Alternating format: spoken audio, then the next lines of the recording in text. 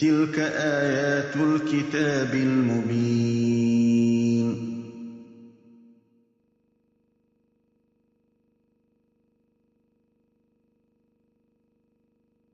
Assalamu alaikum. Welcome to a great story. Long ago, in the heart of Arabia, lived a powerful people. Now, these were no ordinary people. They were tall and strong. They were called Samod, and they were known as rich but cruel to others around. Would you like to know how powerful they were? Well, they could cut and make houses out of mountains. That's right, they had the tools and the muscles to change the mountains into houses. They loved using their hammers and chisels. A big mountain that might have to be climbed in many hours was no problem for them. Boom, bang, knock, and crush. And in no time, they would change a huge mountain into a nice place to live. People from many places came to see their amazing city. It was a city made entirely out of cut mountains. All around them flowed rivers and streams. They had plentiful of water, which helped them grow crops and trees. They had a lot of everything: fruits and vegetables, fresh milk and meat. So the life was good. But by every passing day, Samud got richer, and that's when they became mean and selfish. They hated the poor. They loved building statues and places to visit, but they wouldn't provide a shelter to the poor. They had parks and malls, but they didn't have a place where homeless could stay. One of their chiefs of the city gathered all the people and said, "From now on, we want you to pray to idols. Forget Allah. Just pray to idols and leave the rest to us." People loved listening and obeying the powerful chiefs. So they did exactly what they were told. They forgot Allah. Among them lived a smart and intelligent man, Saleh, who was also the prophet of Allah. The chief of the city liked him for his new and creative ideas. But all that changed when Saleh went to the chief and said, "Now, what's this about praying to idols? You should not be fooling the city people. They are simple people, so you should not misguide them." "What has gone wrong with you, big man? We considered you more intelligent than the rest. And here you are telling us not to fool the people. Haven't you given it a thought? Making people pray to idols is better than praying to Allah." Now that was a strange thing to say. Saleh was surprised as well. "You must be out of your mind to be saying that." The chiefs shook their hands and said, No, we are not. You just think about it. They would not listen to us if they pray to Allah, but we control the idols, and we can make people whatever we want if they believe in idols. Oh, Saleh was upset to hear that.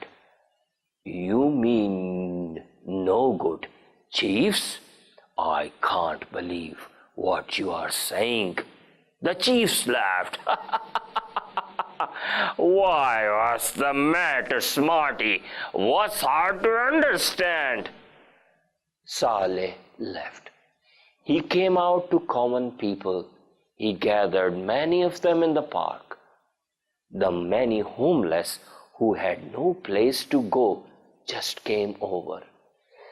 Since the homeless had nothing better to do, so they listened to Saleh, while the rich didn't pay much attention to his calling.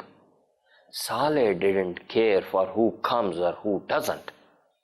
He stood among the people and explained, I hate to tell you this, but chiefs are fooling you people.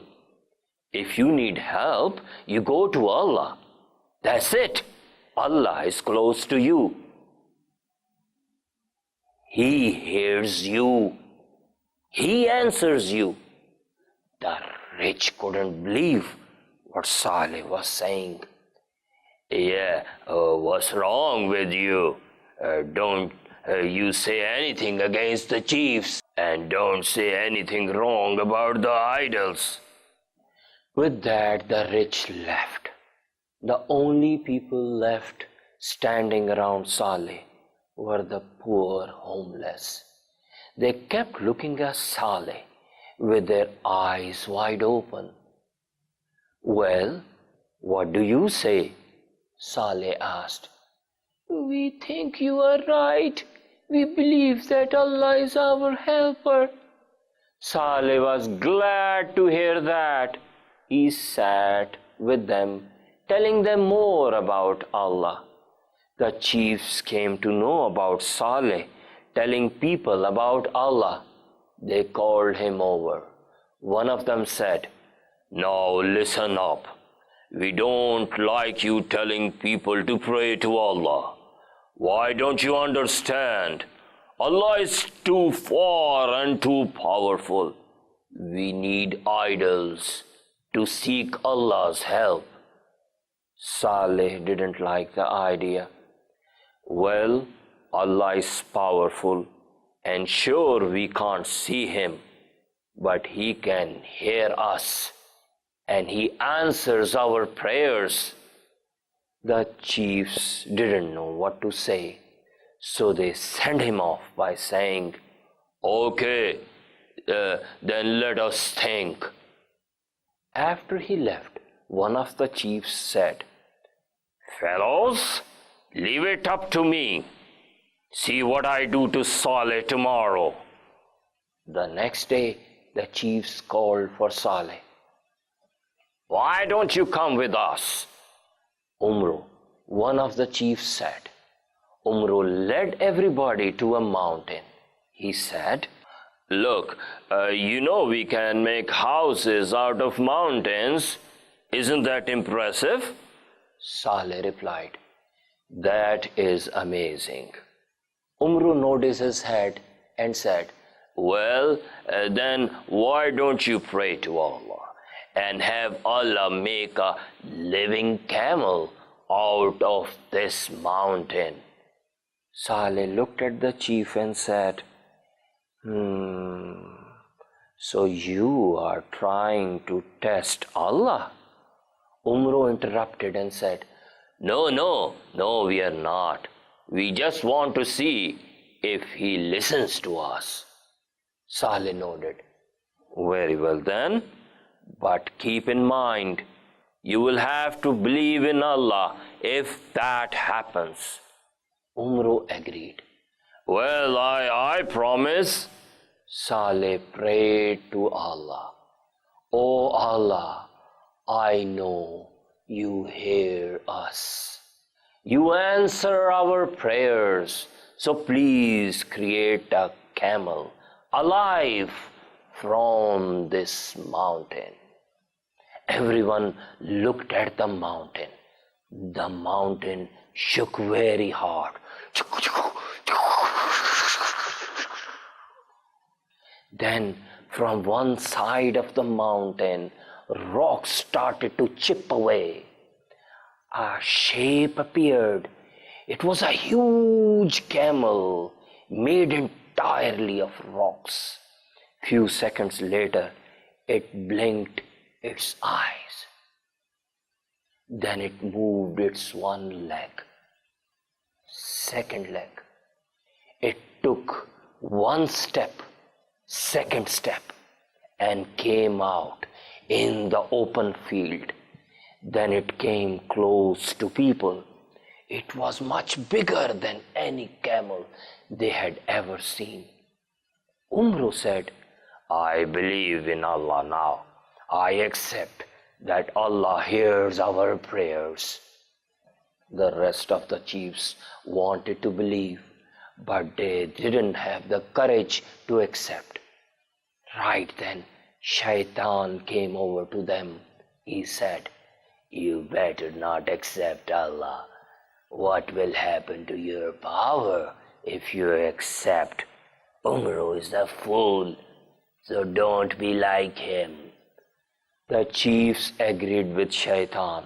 One of them said, well, that was a good one. A camel created out of mountain. But we are not like Umro.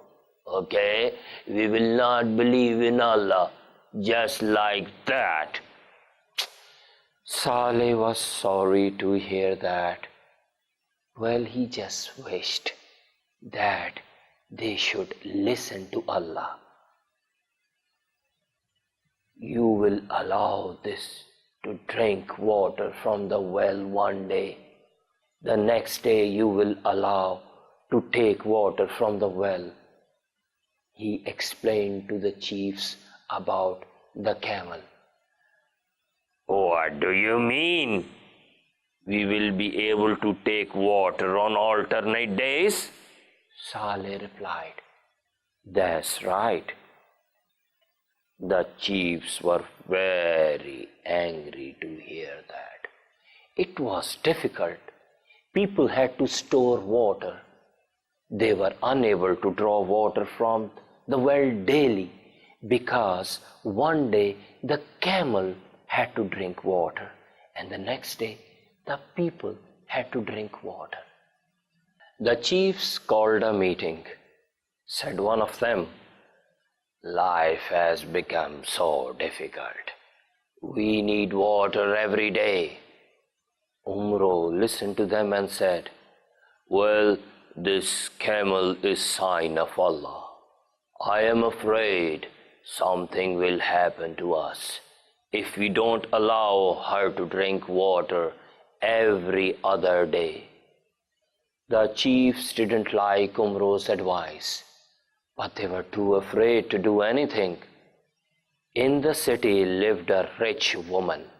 She had plenty of goats and cows and horses, so she needed water from the well every day. She hated to see the camel drink water from the well. The woman went to one of the chiefs and said, can you kill the camel for me? The chief replied, no, I am too afraid to do that. Maybe the camel is a sign of Allah after all. Maybe Allah will punish me for that. The woman was angry to hear this answer. Oh, come on! What kind of man are you? She had an idea. Will you kill the camel? And if you do, I will marry you. The chief was delighted to hear that. Will you really marry me for that? The rich woman replied, yes, I will. The two visited the rest of the chiefs. They discussed the plan. The camel will be killed first, and then we will get rid of Saleh as well. For that we need your help.